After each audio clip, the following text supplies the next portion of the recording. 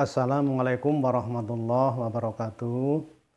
Pada kali ini saya ingin menyampaikan mengenai tokoh-tokoh wayang di dalam cerita pewayangan yang barangkali mungkin bisa digunakan oleh siapa saja, termasuk anak-anak yang ingin mempelajari tentang tokoh-tokoh wayang.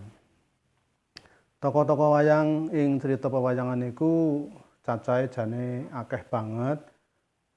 Cocok karo tokoh-tokoh kang diceritakake ing negarane dhewe-dhewe tumraping saben tokoh wayang. Kalamun dijlentrehake kanthi jangkep iku bisa nganti atusan jumlahe. Nanging nang kene sing bakal tak andharake iku manut karo baboning cerita. Baboning cerita pewayangan iku dumadi sekang rong cerita babon utawi induk cerita dalam pewayangan itu ada dua, yaitu satu cerita tentang Ramayana dari kitab Ramayana dan yang kedua adalah Mahabharata. Di dalam cerita Ramayana itu juga banyak sekali tokoh-tokoh yang ada di dalam sebuah cerita dalam episode Ramayana. Tapi kali ini yang kami akan sajikan sebagai topik pembahasan yang utama yaitu mengenai cerita tentang Ramayana. Di dalam ceritanya dengan tokoh dari Ngalengka Diraja dalam perang Ramayana. Kelompok tokoh-tokoh dalam cerita Ramayana itu dibagi menjadi dua kelompok, yaitu satu kelompok yang pelaku becik utawi protagonis diwakili dening Prabu Rama Wijaya niku ratu saka Pancawati. Dene kang dadi bala-bala bantuan atau bala tentarane Prabu Rama Wijaya iku nomor 1 yaiku Raden Lesmana Widagdo iki minangka adine Prabu Rama.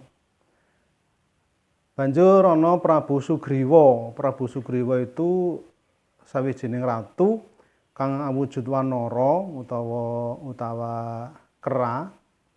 Ini dari kerajaan Guwa Kiskendha. Ini sebagai adipati Guwa Kiskendha namanya Prabu Sugriwa. Prabu Sugriwa itu mempunyai pasukan. Yang pertama itu adalah Raden Anoman atau Raden Senggono. Raden Anoman atau Raden Senggono itu diangkat menjadi senopati oleh Prabu Ramawijaya karena mempunyai kesaktian yang sangat-sangat luar biasa. Lalu sebagai patih dari Prabu Sugriwa yang juga menjadi patih Prabu Rama yaitu yang disebut sebagai Kapi Anila. Kapi Anila ini kera berbentuk pendek karena dia adalah anak ciptan dari Utara Narada. Lalu anak keponakan dari Prabu Sugriwa yaitu Kapi Anggoda. Kapi Anggoda ini adalah anak dari Subali. Lalu prajurit-prajuritnya ada Kapi Anala, Kapi Suwedo, Kapi Sarobo lan liya-liyane. Akeh banget pasukan kang melu dadi bala bantuane atau bala tentarane Prabu Ramawijaya. Di samping itu Ramawijaya juga dibantu oleh Raden Wibisana. Raden Wibisana itu sebetulnya adalah adik dari Prabu Rahwana Raja. Tapi karena tidak setuju dengan sikap atau sifat dari Prabu Rahwana yang angkara murka itu, lalu Raden Wibisana membelot menjadi pengikut atau pendukung Prabu Ramawijaya. Lalu tokoh-tokoh kelompok yang kedua yaitu yang disebut sebagai tokoh antagonis atau tokoh yang jahat. Ini diwakili atau oleh Prabu Rahwana. Rahwana ini mempunyai nama yang lain yaitu Prabu Dasamuka. Ini seorang raja atau ratu dari Ngalengka Diraja. Wujudnya ini setengah raksasa. Lalu dibantu oleh bala-balane yaitu patihnya namanya Patih Prahasta atau Prahasto. Adik daripada Prabu Rahwana yang berwujud raksasa besar yaitu Raden Kumbakarna. Lalu yang berwujud raseksi yaitu adik bungsu dari Rahwana namanya Sarpakenaka. Lalu putra-putra dari Prabu Rahwana ini yang membantu dalam peperangan itu yang pertama adalah namanya Raden Indrajit. Raden Indrajit ini anak dari Rahwana yang sebetulnya merupakan ciptaan dari Mega, maka disebut Megananda. Lalu yang lain ada putra-putra Dasamuka yaitu Raden Trisirah, Raden Trikaya, Raden Trinetra, Bukbis, dan lain-lain. Juga prajurit-prajurit raksasa yang sangat banyak, diantaranya adalah Kolo, Janggisrono, dan lain-lain. Lalu dalam peperangan itu, anak-anak Kumbakarna juga ikut membantu peperangan seperti Raden Kumbo dan Raden Aswanikumbo.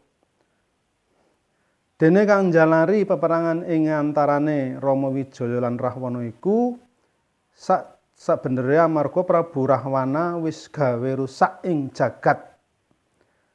Dhewe wis mateni pirang-pirang ratu, wis gawe rusak jagat termasuk merusak kahyangan. Terakhir yang menjadi sebab utama dari peperangan itu adalah ketika Prabu Rahwana menculik Dewi Sinta, istri dari Prabu Rama, untuk diperistri dengan secara paksa. Lalu karena peristiwa itu, maka Prabu Rama ingin menjalankan dharmanya sebagai seorang yang akan membasmi ke angkara murkaan, yaitu minangka utusan yang adil untuk membasmi angkara murka yang ada di jagat yang dimanifestasikan oleh Prabu Dasamuka dan bala tentaranya. Maka terjadilah perang antara Ngalengka dan Poncowati, di mana Prabu Dasamuka dan seluruh bala tentaranya habis atau tumpes, kelor, musnah. Lalu apa dibalik peristiwa pewayangan sebagai ajaran leluhur ini? Ini bisa kita pahami punya maksud seperti ini. Yang pertama, Prabu Dasamuka itu terdiri dari tembung doso itu 10, muka itu rai utawa wajah. Jadi Dasamuka itu artinya mempunyai wajah 10.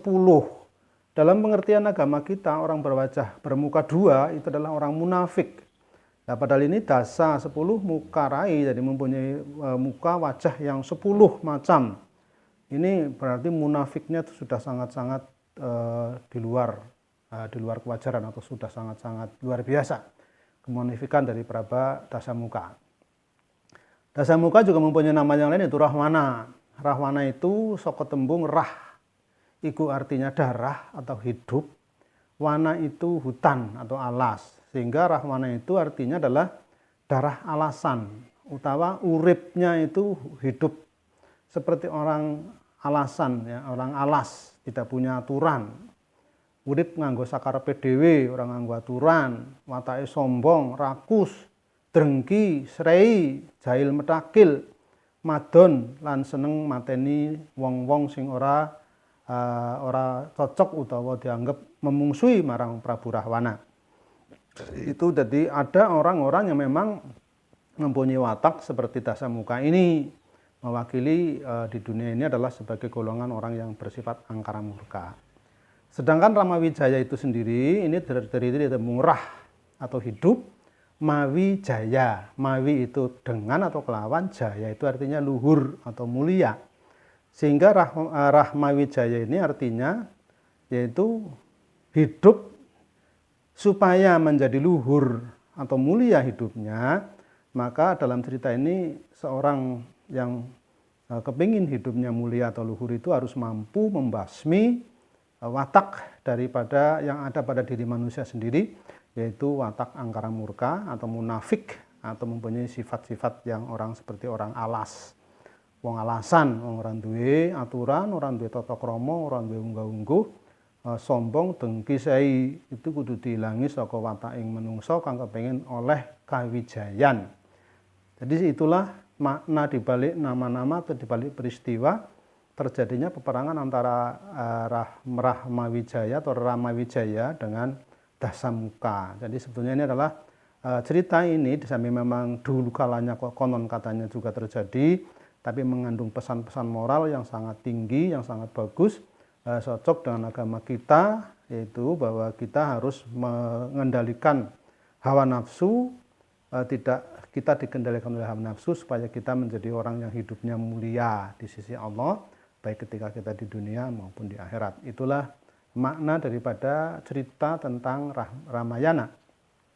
Dan masih banyak cerita-cerita yang lain yang dalam kitab Ramayana itu sendiri, walaupun kitab Ramayana aslinya adalah memang dari India, yang notabene adalah dari Hindu, tapi di sini kita sebagai orang Islam bisa kita anukan oleh para wali seperti diislamisasi yang cocok dengan akidah kita. Dan selanjutnya nanti kita akan lengkapi pada video-video yang lain mengenai kelengkapan dari cerita Ramayana ini. Di samping itu juga akan kita bahas pula nanti apa di balik cerita-cerita Mahabharata yang ada. Terima kasih. Wassalamualaikum warahmatullahi wabarakatuh.